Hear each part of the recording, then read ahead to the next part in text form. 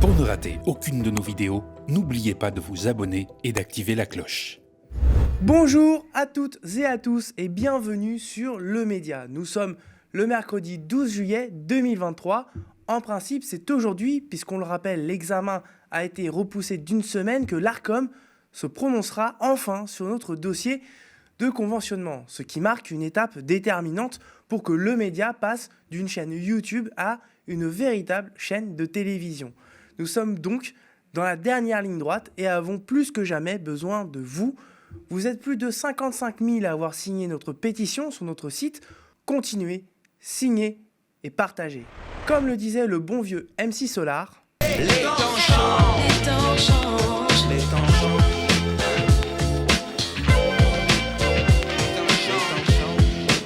dans les années 80, les militants de SOS Racisme popularisaient un slogan. Aujourd'hui, remis en question, y compris dans les milieux antiracistes. Je veux bien sûr parler de « Touche pas à mon pote ». En 2010, Cyril Hanouna lançait sur France 4 une émission de décryptage des médias qui, en passant sur C8, allait devenir une foire aux nouilles dans les slips, aux interviews de faux flics et au buzz voyeuriste, et qui s'appelle donc, vous l'aurez compris, « Touche pas à mon poste ». Et ces derniers jours, chez les Républicains, au RN et au sein de la Macronie, c'est « Touche pas à mon Bolloré ». Et les doigts sur lesquels ces messieurs et ces mesdames tapent en cadence, ce sont ceux de Pape Ndiaye, le ministre de l'Éducation nationale. Et ce n'est peut-être pas pour rien que, même au sein de son bord politique, on ne se sent pas lié par un devoir de solidarité. La chronique du Tout Paris mondain nous indique qu'il va bientôt être viré sans ménagement du gouvernement. De cette actualité et de bien d'autres, on parle dans cette nouvelle édition de notre bulletin d'info d'été, Made in Le Média.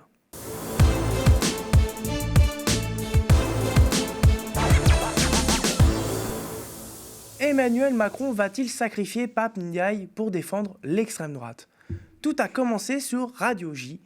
Pape Ndiaye était interrogé sur la grève au journal du dimanche engagée depuis la nomination de Geoffroy Lejeune, ancien directeur de la rédaction de l'hebdo d'extrême droite Valeurs Actuelles, à la tête de l'hebdo dominical qui était jusqu'ici considéré comme la feuille de liaison du gouvernement.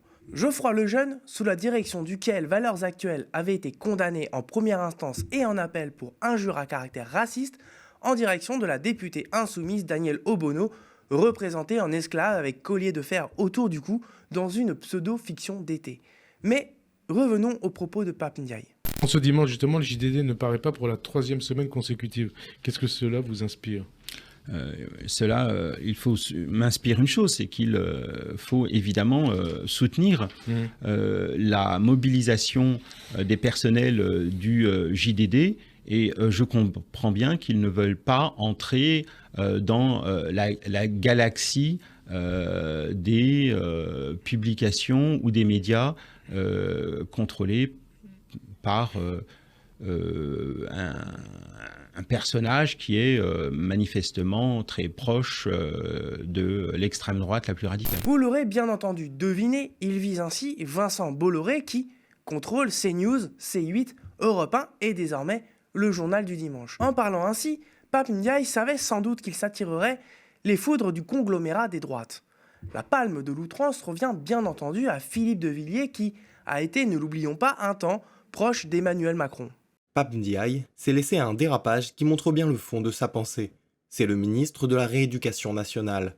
Son projet secret est de faire rentrer l'islamisme et le wokisme à l'école. CNews le gêne, s'égoulayant de voir ce petit Pol Pot perdre ses nerfs. Chez les LR, bien entendu, on se jette sans retenue sur Pape Ndiaye. Oui, monsieur le ministre, on attend un ministre pleinement concentré sur ses fonctions gouvernementales de ministre de l'Éducation nationale, pas de censeur et pas de philosophe de bas étage. Forcément, on se dit que les poteaux vont réagir, s'indigner, surtout quand le fantasme raciste de l'infiltré anti-français est agité. Eh bien en fait, non. Une partie d'entre eux se mêle aux cris d'orfraie des adversaires, à l'image de Charles Sitzenstuhl, député Renaissance du Bas-Rhin. Écoutez, moi je suis bien embêté parce que les propos du ministre me dérangent. Voilà, je le dis de façon très transparente, tout en étant de la majorité présidentielle.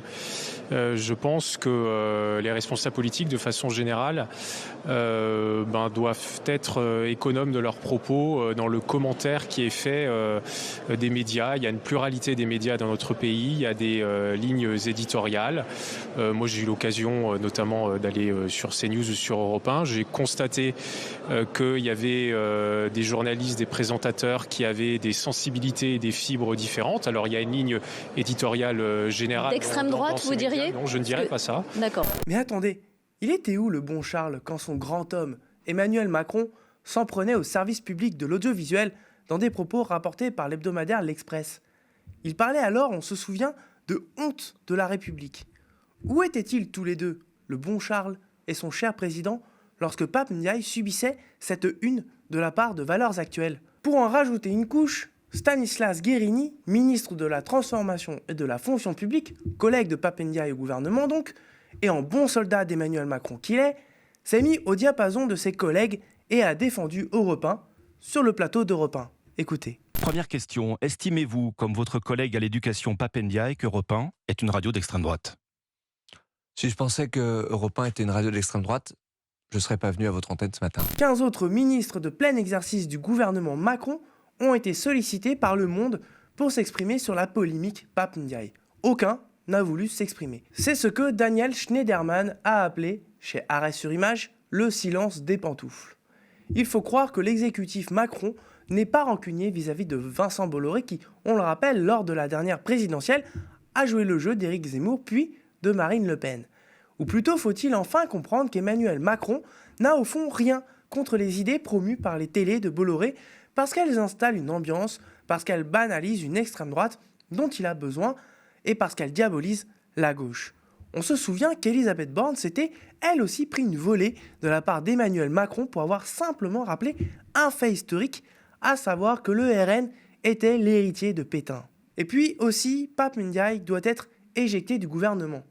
Et c'est dans l'ordre des choses. Dès le départ, il a été une sorte de Nicolas Hulot, une pièce rapportée à usage électoraliste. Sa nomination, avant les législatives de 2022, était un coup politique visant à séduire les profs, les minorités et le centre-gauche. Du coup, il a cessé d'être utile moins de 2 mois après sa nomination. Malgré ses renoncements, il n'a jamais vraiment été intégré au clan. Aujourd'hui, la Macronie veut signer un pacte avec les Républicains pour parvenir à gouverner sans majorité propre jusqu'en 2027.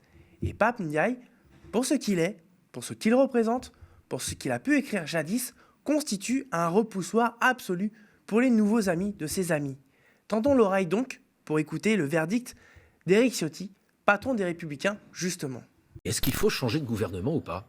Moi, je trouve que ce qui est nécessaire, ce qui serait nécessaire dans une situation de crise majeure pour le pays, de crise de l'autorité, on l'a vu, de crise à l'école, une école qui s'effondre, et c'est aussi une des causes de ce qui s'est passé la semaine dernière, alors que le ministre de l'Éducation nationale, qui est nullissime, qui ne répond à aucun problème face à l'effondrement de l'école, face au fait que depuis le mois d'avril, plus aucun gamin n'est à l'école. Aujourd'hui, on a laissé un trimestre vacant et il essaie de faire diversion en attaquant la liberté de la presse. La messe est dite. Si la Macronie, on vient d'en parler, part à la défense tous azimuts de l'extrême droite et de Vincent Bolloré, elle n'a manifestement pas les mêmes élans de tendresse à l'égard des députés de la NUPES. Ces derniers sont même menacés de sanctions pour avoir participé à la marche pour Adama samedi dernier.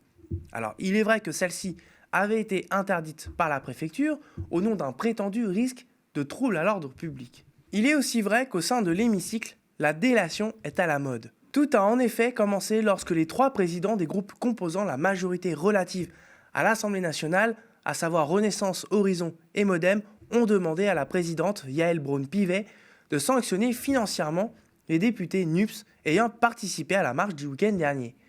Forcément, la polémique s'enflamme et à gauche, on tape sur la complaisance supposée du pouvoir pour les manifestations non déclarées de l'extrême droite. Comme s'il y avait effectivement un 2 poids 2 mesures. Écoutons par exemple Sandrine Rousseau au micro de nos confrères de LCP. La manifestation avait été interdite. Dans ce cas-là, est-ce que c'est le rôle des députés d'être là-bas ? Oui, mais alors ça, c'est une question très importante, parce qu'en effet, la manifestation avait été interdite. Bon, déjà, les manifestations interdites aujourd'hui en France sont essentiellement écologistes et antiracistes, ce qui pose une question. Mais la deuxième chose, c'est que les ministres d'extrême droite qui sont dans les rues, elles ne déposent pas d'autorisation de manifester. Et en fait, quelle est la leçon de tout cela ? C'est que la prochaine fois, est-ce qu'il sera plus judicieux de ne pas déposer de demande de manifester et de faire du coup des rassemblements sauvages qui finalement sont moins risqués que de faire des demandes d'autorisation de manifester. Et là, je vous le dis, on est dans une dérive. Et je n'ai pas entendu les membres de la majorité, d'aucune manière, dénoncer les rassemblements d'extrême droite. De fait, défendre l'extrême droite dans les médias et autoriser leurs manifestations semble porter ses fruits à l'Assemblée nationale.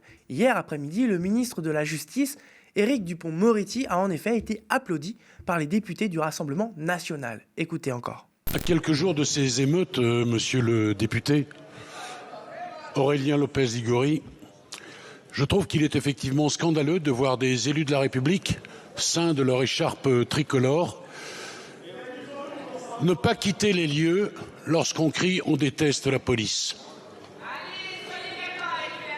Moi, je ne déteste pas la police. J'aime la police, j'aime la justice, j'aime la République, j'aime la Constitution de 1958. Monsieur le député, le garde des Sceaux n'a pas la possibilité de donner des directives de poursuite au parquet. Vous avez toujours la possibilité d'adresser au procureur de la République un article 40, car effectivement, participer à une manifestation interdite est une infraction. Oui, vous avez bien entendu, il a directement enjoint les députés RN à saisir le procureur de la République contre les députés NUPS ayant participé à la marche. Mais dans quelle France vivons-nous ? Elle devait se tenir hier, elle a ensuite été reportée à ce soir pour finalement être interdite par Laurent Nunez. La manifestation en soutien aux policiers tueurs du jeune Naël ne devrait donc pas avoir lieu. Le préfet de police ayant jugé un risque de trouble à l'ordre public pour faire interdire ce rassemblement, appelé par Cédric Vladimir. Et Cédric Vladimir, vous le connaissez sans doute, sans l'avoir vu, certes, parce qu'en mars dernier, il apparaissait sur le plateau polémique de Cyril Hanouna, cagoulé et masqué, pour défendre la cause de la Bravem, cette unité policière connue pour sa violence. À l'époque, présenté comme un policier en service, il n'en était en réalité plus un. Révoqué de l'institution à l'été 2022, après 15 ans de service, notamment dans la très problématique CSI 93, noyé dans de nombreuses affaires de violence, faux en écriture publique ou encore raquettes de dealers. Mais Cédric Vladimir, aujourd'hui à la tête du collectif Tous hors service, continue de s'afficher en tenue de policier sur les RS, entretenant le flou et s'en servant pour appeler les policiers à se soulever contre le pouvoir. Je cite, « En 2012, nous, on l'a fait sortir de suite de détention notre collègue Damien en envahissant les Champs-Élysées, en faisant trembler le pouvoir et en disant aux syndicats d'aller se faire... En 2016, on faisait se cacher Hollande sous son bureau. Mais aujourd'hui, la police est à l'image de la France. Elle n'a plus aucune burne, a-t-il écrit sur sa page Facebook aujourd'hui. Précisant ne pas pouvoir appeler à aller manifester malgré l'interdiction parce qu'il, et je le cite encore, se retrouverait bien seul face au juge comme Florian se retrouve actuellement bien seul au fond de sa cellule. Florian, c'est le policier auteur du tir contre Naël, qui n'est pas si seul que ça, puisque Gérald Darmanin a pris un arrêté le 29 juin permettant à l'agent mis en examen pour homicide volontaire de continuer à être payé malgré son placement en détention provisoire. Les responsables du réseau social Snapchat reconnaissent avoir truqué une des fonctionnalités de leur application, la SnapMap, pendant les révoltes qui ont suivi le meurtre policier du jeune Naël. La SnapMap, c'est la carte interactive de Snapchat qui permet d'identifier la position de ses amis et de repérer les endroits recensant le plus d'activité. Et grâce à cet outil de géolocalisation, les utilisateurs peuvent voir les heurts entre les policiers et les jeunes. Ces images, diffusées en temps réel, auraient contribué à renforcer les mobilisations et les violences sur le terrain, selon le gouvernement.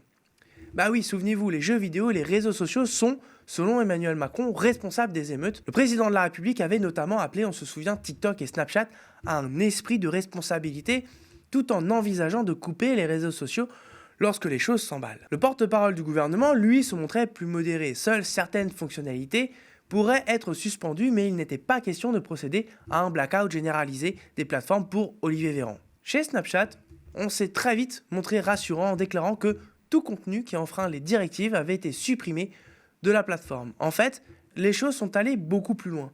Le réseau social préféré des jeunes a carrément collaboré avec le ministère de l'Intérieur au point donc de truquer la SnapMap et donc de tromper leurs utilisateurs. Écoutez. Plusieurs de nos créateurs de contenu ont pris leur caméra Snapchat afin de prendre la parole et de sensibiliser justement leurs audiences et essayer d'appeler au calme. Et comme vous devez le savoir, nous avons beaucoup entendu parler de la fonctionnalité carte map de Snapchat. Nous avons travaillé conjointement donc avec le ministère de l'Intérieur et les différentes autorités afin d'essayer d'endiguer le plus rapidement possible les différents dérapages qu'on a pu percevoir sur le terrain. Et pour le coup, donc l'ensemble des stories qui étaient publiées sur la map, c'était vraiment des utilisateurs de Snapchat à la fin qui se plaignaient justement des émeutes et des conséquences des émeutes. Donc nous sommes fiers un peu aujourd'hui d'avoir pu participer et collaborer justement entre le privé et le public afin de protéger nos utilisateurs le plus rapidement possible. La femme que vous venez de voir sur cette vidéo, c'est Sarah Bouchaoua. Elle est la responsable des affaires publiques de la branche française de Snapchat. Elle assure lors de son audition à l'Assemblée nationale que la plateforme avait invisibilisé les contenus qui faisaient état des affrontements violents pour favoriser ceux qui les condamnaient. Mais qui est en réalité Sarah Bouchaoua ? Il faut savoir qu'avant de travailler pour Snapchat, elle était collaboratrice parlementaire de l'ex-députée LREM Laetitia Avia. Vous vous souvenez de Laetitia Avia ? Laetitia Avia, dont la proposition de loi éponyme visait à lutter contre les contenus haineux sur Internet. Le texte avait été censuré par le Conseil constitutionnel, lequel estimait que la quasi-totalité des dispositions portaient atteinte à la liberté d'expression et de communication. Mais qu'à cela ne tienne, puisque le gouvernement murmure directement à l'oreille des plateformes et qu'une mise à jour des conditions générales d'utilisation peut faire le boulot. Et voilà, c'est la fin de ce bulletin d'infos quotidien qui entre dans notre programmation d'été.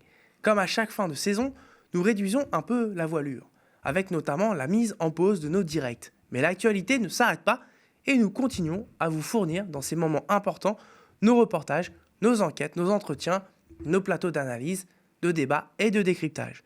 Et ce, au quotidien. Vous le savez, l'intégrité de notre projet éditorial unique dans le PAF dépend toujours de votre soutien et de vos dons. Si nous voulons survivre à l'été et être prêts pour le grand virage de la saison 7 du média, il nous faut mobiliser au moins 100 000 € de dons. Déjà, 65 400 € ont été récoltés. Merci. Rendez-vous sur lemediatv.fr/soutien. On compte sur vous. Restez connectés aux médias.